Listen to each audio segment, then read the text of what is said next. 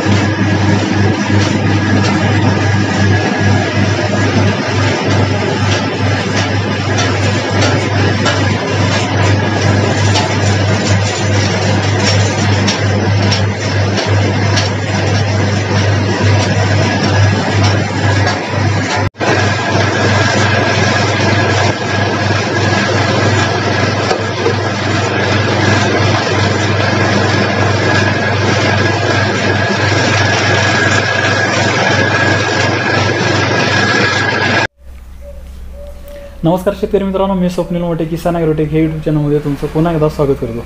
मित्रांनो, कृषी क्षेत्रातले विविध प्रकारचे व्हिडिओ मी तुमच्यासमोर यूट्यूबच्या माध्यमातून येत असतो.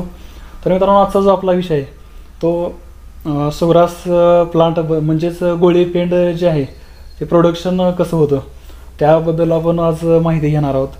तर हा व्हिडिओ तुम्ही शेवटपर्यंत बघा.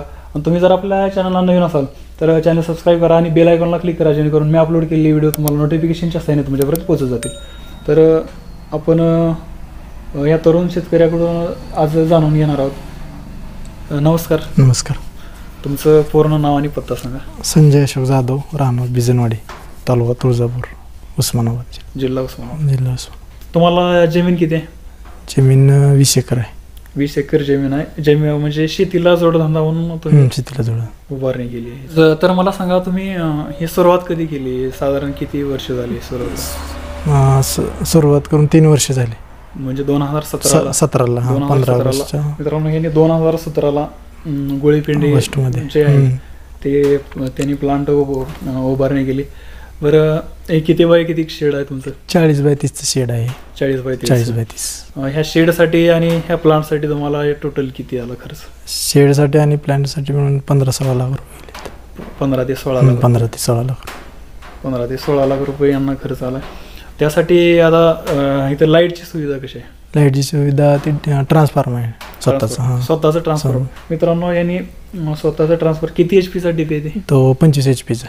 25 HP चा डीपी, स्वतःचा डीपी आहे. 24 तास लाईट 24 तास राहते ना? 24 तास लाईट राहते. 24 तास लाईट राहते. त्याच्या प्रकारे तुम्ही डिमांडच डिमांडच भरून घेतलं. बरं, लाईट बिल वगैरे किती येते? लाईट बिल ते प्रोडक्शनवर, म्हणजे मशीन चालण्यावर. म्हणजे मीटरच आहे? मीटरवरच ते डिपेंड. जेवढे युनिट पडतील तेवढंच.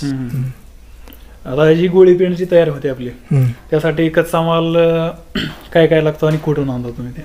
ती सगळं बारामतीहून आणतो. फक्त मका तेवढी आपल्या इथे भेटते, बाकी सगळं इथं. आता गोळी पेंड बनवताना तुम्ही काय काय म्हणजे काय काय वापरतो ते जरा? म्हणजे ती सगळं फॉर्म्युलेप्रमाणे सगळं वापरून फॉर्म्युला बनवलेलं असतं त्याच्याप्रमाणे वापरून. ही जी सेटअप आहे उभारणीचा, सेटअप कुठून घेतलो? सेटअप बारामतीहून आणलेले आहे. पूर्ण मशिनरी सगळ्या बारामती त्यांनी म्हणजे त्यांनी येऊन फिटिंग करून गेले. त्या प्लॅन प्रमाणे त्याने इथं येऊन बसून नंतर पुन्हा आपण ही म्हणजे आपल्याला जसं सोयीस्कर असेल ना तसं बदल केलेला आहे. ही नंतर थोडासा बदल केला. मित्रांनो यांचा जो प्लांट आहे तो सुरुवात तुमची मका भरडापासून मका भरड्यापासून मकाचा भरडा जो आहे ते हे प्रोडक्शन करायचे. पण नंतर किती वर्षाने याच्यामध्ये बदल केला? पुन्हा 1 वर्षाने केलेला आहे. नंतर 1 वर्ष केलेलं गोळीपिंडीचं प्रोडक्शन. तरी रोजचं प्रोडक्शन किती आहे तुमचं? किती किलो माल गोळीपिंडी सांगतं?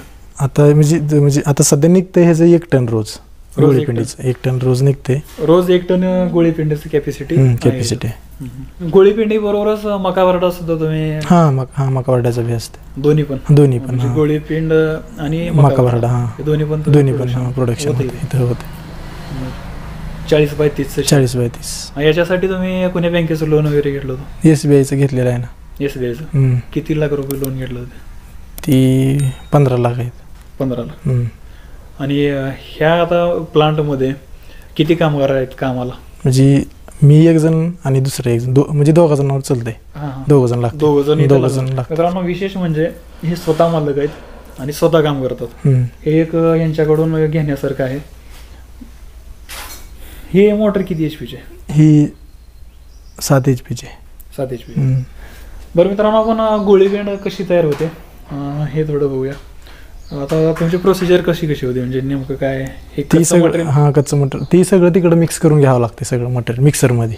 मिक्सर आहे. ह्याच्यामध्ये 300 किलो माल बसते. 300 किलोचं मिक्सर आहे. 300 किलो. 300 किलो म्हणजे एक बॅच कच्चा माल आहे. ते सगळं टाकायचं. टाकायचं आणि चालू करून ती सगळं व्यवस्थित मिक्स झाल्यानंतर बाहेर काढायचं. इथून बाहेर काढायचं. नंतर परत ती गोळीला तिकडं इथून बाहेर काढलं की तिकडं लगे ते हाताने टाकायचं त्याच्यामध्ये.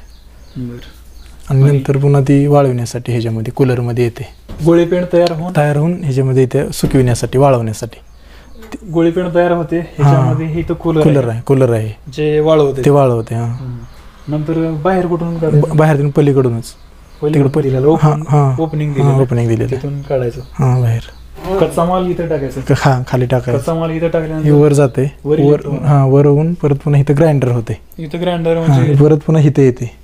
इथून घेऊन नंतर पुन्हा ह्याच्यात टाकायचं मिक्सरमध्ये. इथून आल्यानंतर मिक्सरमध्ये.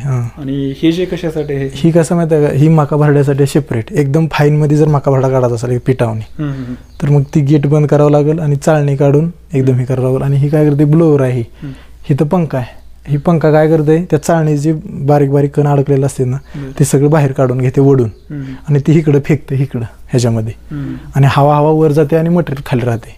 वर येज आहे. वर होल पाडलेला पत्र्याला पाईप टाकलेला. त्या पाईप वाटून ती हवा जाते वर सगळी. ती हवा बाहेर गेली पाहिजे ना. ती इथून ज्यावेळेस ओढून घेतलेली असते ना ती हवा व्हॅक्यूम तयार ती वर जाते सगळं. तर मित्रांनो अशा प्रकारे इथं गोळीपेंड आणि मका भरडा तयार होतो. जर तुम्हाला किरकोळ आणि ठोक म्हणजे जागेवरून माल पोच पण करतो ना? पोच पण करतो. जर जास्त क्वांटिटी असेल 2 टनापर्यंत कमीत कमी 2 टन कमीत कमी 2 टनापर्यंत हे माल पोच करतात. जर कोणाला गोळीपेंड किंवा मका भरडा लागायचा असेल तर डिस्क्रिप्शनमध्ये मोबाईल नंबर दिलेला आहे. त्यांना तुम्ही कॉल करू शकता आणि माल मागवू शकता. तर मित्रांनो व्हिडिओ कसा वाटला नक्की कमेंट करून सांगा. व्हिडिओ आवडल्यास नक्की लाईक करा. तुम्ही अजूनही आपलं चॅनल सबस्क्राईब केलं नसेल तर चॅनल सबस्क्राईब करा. धन्यवाद.